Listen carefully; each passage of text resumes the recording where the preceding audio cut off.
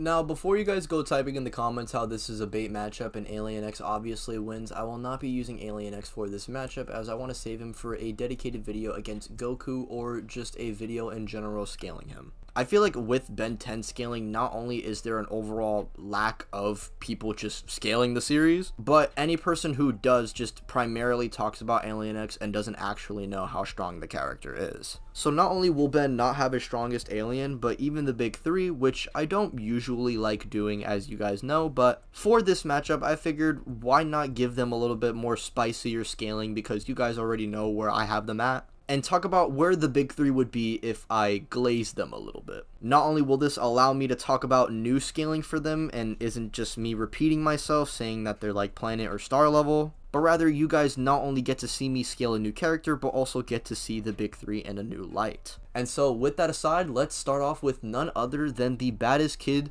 who or two ever saved the day. Whatever, we're doing Ben10 first. Despite being only a teenager throughout Alien Force, Ultimate Alien, and Omniverse, his display of power is pretty ridiculous and definitely overlooked because of Alien X. Even in the OG series, heavy hitters like Cannonbolt was capable of destroying the Big Tick, or at least damaging it, which, mind you, not only did his previous aliens just were not capable of doing this, but the Big Tick was actually so much of a threat that it was going to destroy the entire world. And for those who are like, oh, but Cannonbolt destroyed it from the inside, I don't really think that makes a difference. And we do see in the canonical last episode of Ben10 that Upchuck was able to absorb the energy that the Forever Knight was using, and this energy was so potent that it was actually 30 times stronger than that of the sun. And Upchuck just ate this no biggie.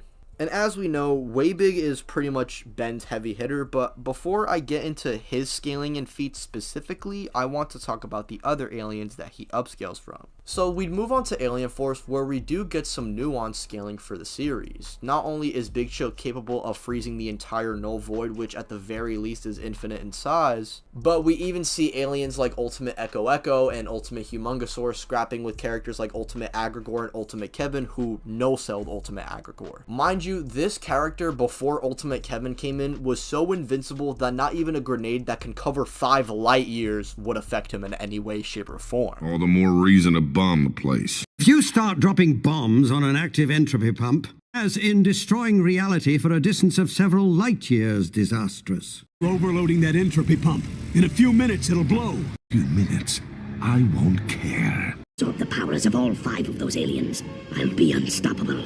Which, mind you, for reference, even one of our solar systems in our world is ranging around 2 light years max. And so imagine in comparison to the Ben10 universe, which is at least infinite in size, meaning this feat is way more impressive than it actually is. At the very least, Ultimate Agrigor is no-selling multi-solar system levels of energy, and like I just said, Ultimate Kevin no-selled him, and Ben was going to kill him.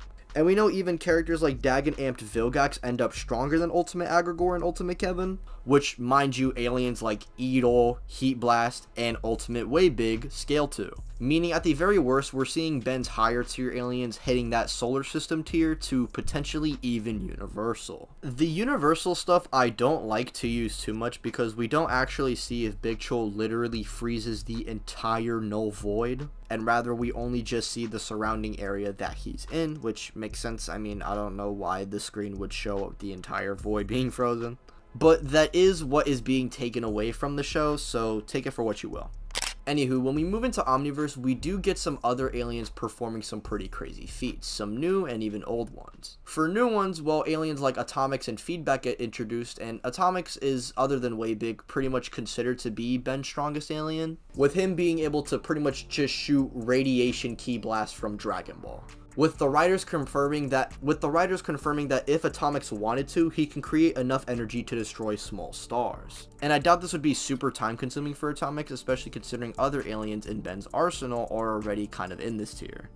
And of course, the GOATS, also known as Feedback, is notorious for not only beating up Malware, who was able to get the jump on Way Big, but we even see him straight up absorb the Big Bang. Yes, like the birth of the universe Big Bang. And what's crazy about this feat is not only was this amount of energy going to destroy Ben's universe, it was going to destroy the other universes as well, along with infinite other timelines.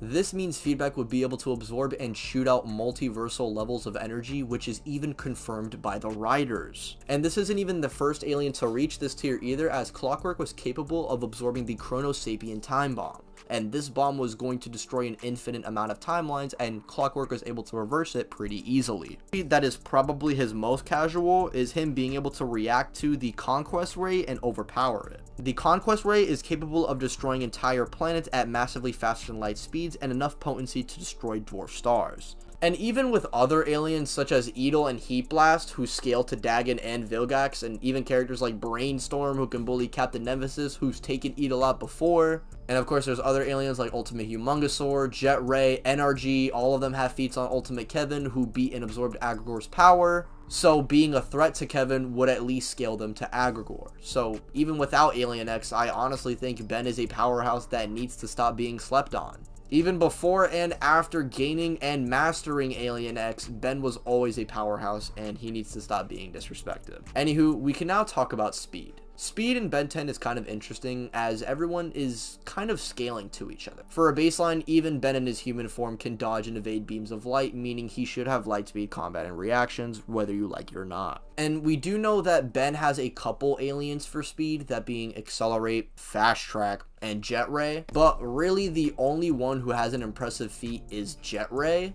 And unironically, aliens like Way Big have better feats than Accelerate, but Accelerate is able to blitz lasers relatively easily, and Way Big is able to casually react to the Conquest Ray. However, I think Ben's best showcase of speed is with Jet Ray, where he is literally able to go into hyperspace, which, if we're being disingenuous and throwing disgusting downplay, this is at least faster than light. But in retrospect, for him being able to enter hyperspace, he should be infinite or inaccessible, as hyperspace is a space with 3 or more dimensions, and Jet Ray travels to the other side instantaneously after doing this. And although the potency of the Big Chill feat is kind of weird, we do know at the very least the Null Void is infinite in size, so if he were to make the entire Void snow, he would have infinite speed through that as well. And for those who are going to say, oh, well, the big 3 are faster than base Ben, so he would never get to transform into an alien, if we're taking Ben into his absolute peak, he would have access to the Master Control, which allows him to just think of the alien and instantly turn into whatever he's thinking. With this power, he can literally turn into whatever he wants to on the fly, making him virtually unstoppable. Also, the Omnitrix is not gonna allow him to die, and also consciously makes the best decisions for him for whatever the situation calls for. So before I see any of those BS arguments, I just want to address it here and now, but I'm still probably gonna see him anyway. With that being said, we can now scale the big 3, which is something I've done on the channel, so to make it much simpler and less repetitive, I'll be generalizing the character scaling, and then talking about the highballed versions. Luffy's strongest feat is his Onigashima punch, which was just blatantly calculated to be at moon level. He could be planetary if you think Whitebeard and Blackbeard are in that tier with the Gura Gura, but Luffy wouldn't fully scale to them in my opinion, so I think he's fine to be in this tier. As for the other two, well, Ichigo and Naruto both upscale from both Momoshiki and Yamamoto, with Momo being capable of absorbing entire stars and celestial bodies, and Naruto was able to fight him with virtually no chakra, and Moto is capable of burning everything in the Soul Society, which would include stars and constellations in it. For this video, I'll be taking both feats at face value, so both Naruto and Ichigo would be casually large star, but if we take their highballed scaling, it does get a little more interesting. For those who want to hear it from yours truly,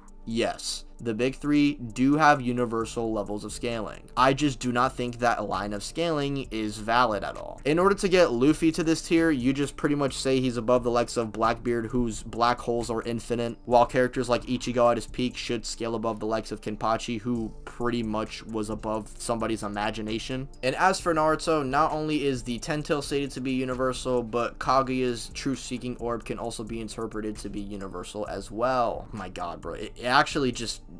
I don't feel right saying this, bro. I don't think it's really valid, and I think at best it's just people taking things out of context, but you know what? I'm gonna be nice to them today. And as for speed, all of them before their time skips, minus Naruto, was already reaching light speed, and with the likes of Luffy's gears and power creeping, the Nine Tails and Naruto, Along with Ichigo's Bankai multipliers, all of them should at least be reaching faster than light speeds. And now we can move on to their respective abilities. Luffy's mastered all 3 types of haki, meaning not only can he flex and knock away weaklings, but he can use this power in Rio to negate people's durability, and also see into the future. With Gear 5, he has a very watered down version of Toon Force that really doesn't matter if the opponent is much more powerful than himself. Luffy as well is immune to blunt force damage for what it's worth, and yeah, I guess if base Ben wants to punch Luffy, that wouldn't work. Anyway, Naruto is able to make thousands of clones of himself, along with having access to all basic chakra natures, plus the release of every Biju. Meaning Magnet, Steam, and Lava Release are all accessible to him, which he can use in conjunction with his Rasengan, along with his Rasen Shuriken that hits the opponent on a cellular level. Naruto also has access to 6-Path Sage Mode, a mode with healing properties, and is a stronger form of Sage Mode, which already enhances Naruto's senses, but he also has things like Frog Kata to hit from long ranges. And lastly, we have Ichigo, who mainly has Getsuga Tensho. That's about it. Seriously though, in Bleach, a lot of characters just attack and affect your soul, but it's mainly an in-universe thing, and because of the power system and how it works, it really wouldn't be all that useful in a cross-verse setting. However, to a degree, Ichigo does affect one's soul, and despite not having a crazy arsenal, he is surprisingly skilled for what it's worth, and does know how to read basic movements from people, and even face off against super prodigies like Kenpachi. So although Ichigo gets made fun of for not really having too much, he definitely is pretty skilled. Anywho, with the big 3 now covered, let's see if they could beat the baddest kid to ever save the day. Hey, I got it right this time. Now, even without Alien X, if Ben off rip just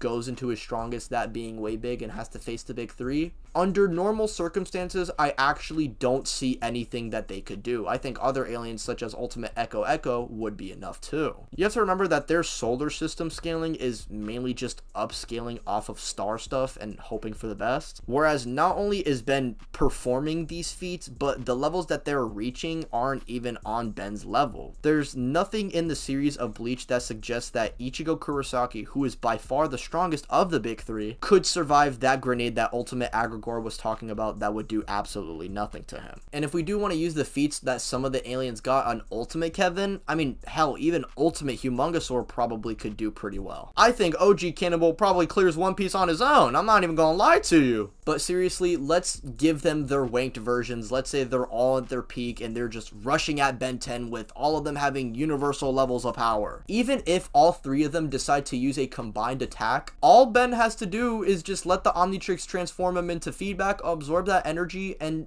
one-shot the big 3. Say whatever line of scaling you want about the big 3, but the whole Kaguya 4D Truth-Seeking Orb thing, feedback is able to absorb pretty much the equivalent of that and everything in the Ben 10 universe, or at least energy capable of wiping out his universe. And there are some relatively decent win cons for him. Like, I don't know what the big 3 does with an alien like Clockwork. Like, none of them have counter to time hacks like that. They would just get cooked. Even if we say the big 3 kill Ben before he transforms, the Omnitrix is not gonna let him die. I hope you guys understand that.